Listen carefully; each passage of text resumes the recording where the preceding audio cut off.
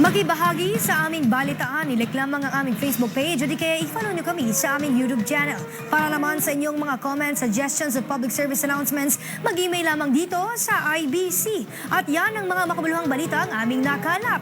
Muli po kaming magbabalik bukas. Maraming salamat, Pilipinas! Ako po si Princess Jordan at ito ang IBC Tutok 13, kaibigan ng bayan, kaibigan ng katotohanan.